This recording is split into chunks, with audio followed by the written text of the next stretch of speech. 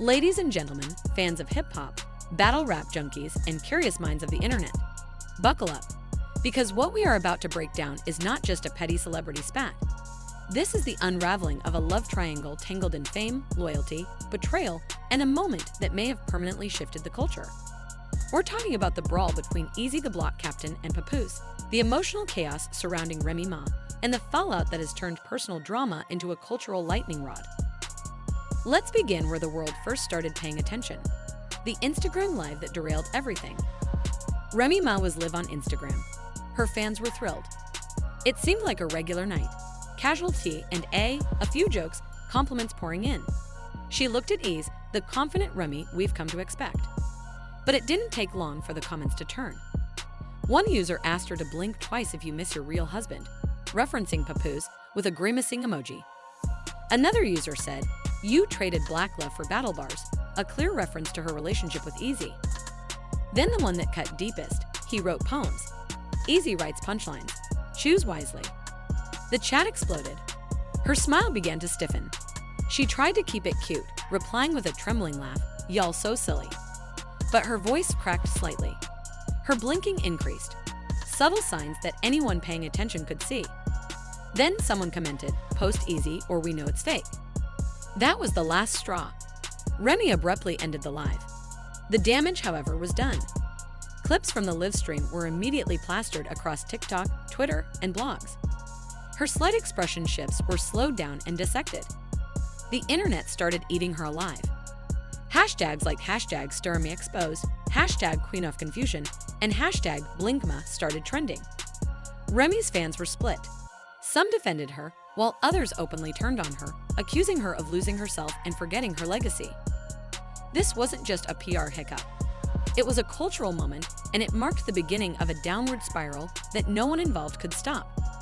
What had started as passive online shade quickly became real-world backlash. And it wasn't just about one live stream. It was about what Remy represented: loyalty, resilience, black love, and how her actions clashed with that image. What the public didn't see, at least not right away, was what happened once that live stream ended. Sources close to Remy say she broke down in tears backstage. Her voice was raised. She reportedly yelled at her team. One stylist overheard her say something that would shift the blame entirely. "This is all his fault. If Papoose hadn't gone on with that black love speech, I wouldn't be getting dragged like this." Those words set off a chain reaction. Standing nearby, overcarrying the commotion, was Eazy the Block Captain. He had kept a low profile throughout the day, staying mostly to himself. But that moment, when he heard Remy blame Papoose, not the trolls, not the bloggers, that was his breaking point. One crew member recalled Eazy standing up, muttering, "Nah, that's wild," and walking out with a purpose. It was as if he had been holding everything in: the memes, the mockery, the subtle disrespect. But to hear the woman he believed he was protecting shift the blame onto someone else, that was personal. What Eazy didn't know was that his boiling point was only part of a larger emotional wave about to crash down on all three of them. What very few people knew was that earlier that same day, Papoose had finally gone live, after months of silence, and gave the world his first direct, dignified response to all the chaos surrounding his personal life. Papoose appeared calm, collected, and as composed as ever. He didn't raise his voice.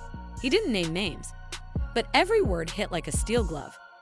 "I gave love where it wasn't returned," he said. "That's not betrayal. That's education." Then came the real dagger. Some people realized the difference between real and rehearsal too late. Boom. That line spread like wildfire. It was clipped and posted by hip-hop blogs, gossip pages, and even celebrities. Charlemagne called it a perfect closing statement. Even Joe Budden tweeted, "When loyalty is tested, truth throws the first punch." Papoose's statement wasn't loud. It was lethal, and it reached Eazy.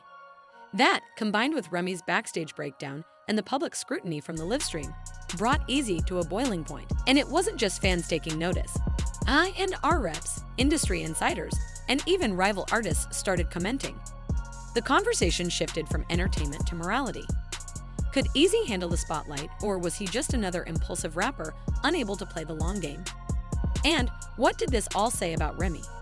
Someone who had built her comeback story around loyalty, resilience, and a supportive partner. Later that evening, both men attended a private podcast event. Though they were scheduled for different segments and not supposed to interact, fate had other plans. According to people present, Papoose was in the hallway, chatting with staff and laughing lightly when Eazy saw him. That's when it happened. "You think this is funny?" Eazy shouted, storming toward him. Papoose remained calm. He looked up and said coolly, "If the shoe fits." And then it exploded. Eazy lunged.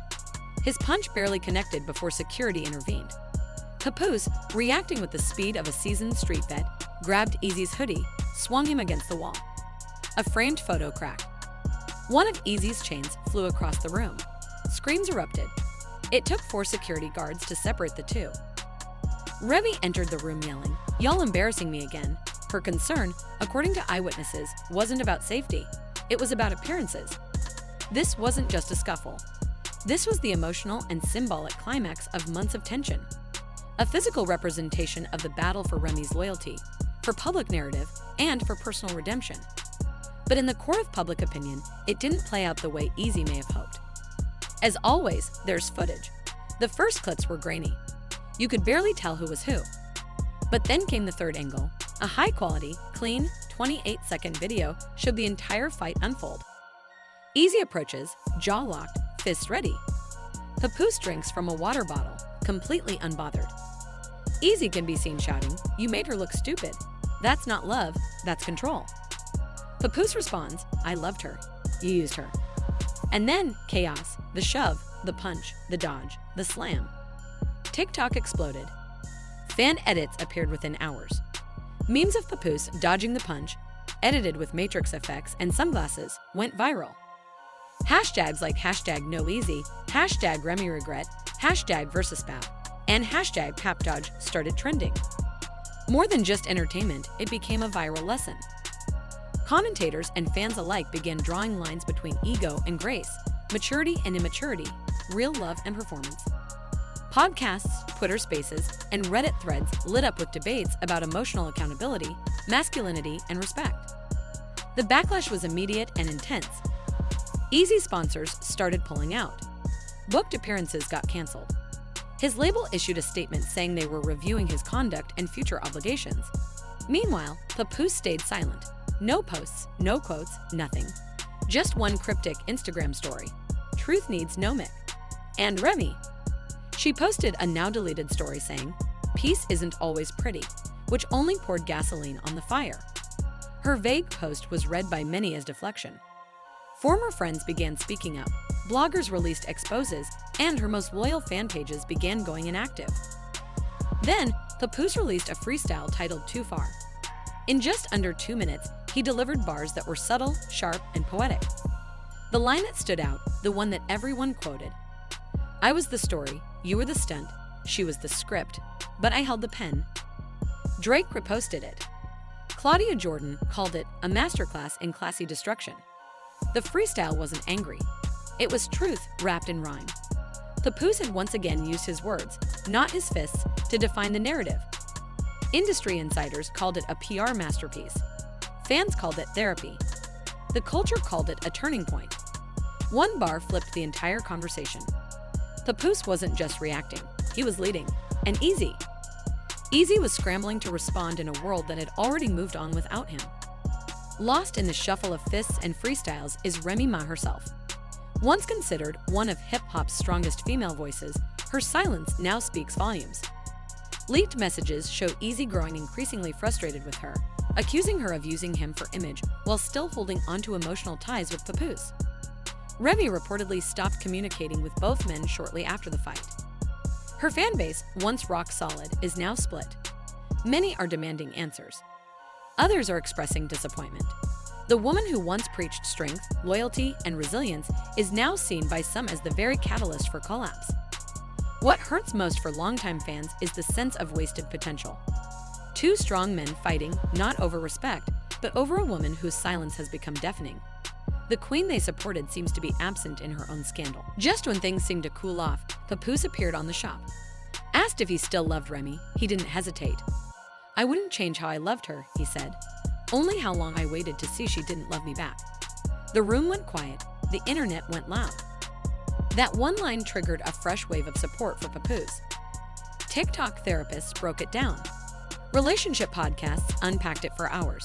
Meanwhile, Eazy tried to pivot, posting a photo of his bandaged hand with the caption, "Not everything needs to be seen." But for most people, the writing was already on the wall. So where do we stand now? Eazy the Block Captain, once a promising name in battle rap, is trying to recover legally and publicly. Rumors of lawsuits and restraining orders have emerged, but the internet has mostly tuned him out. Remy Ma, once the queen who rose again after prison, now finds her empire cracking. Her silence, her choices, her reactions, they've all led to fans questioning everything they once admired about her. And Papoose, the silent, loyal, poetic husband, walks away with dignity. Not because he fought, but because he didn't have to. So we ask you, did Eazy fight for love or for pride? Did Remy destroy two legacies, or was she simply lost in her own pain? And is Papoose the last of a rare breed in hip-hop, a man who fights not with his hands, but with his words? Drop your thoughts in the comments below.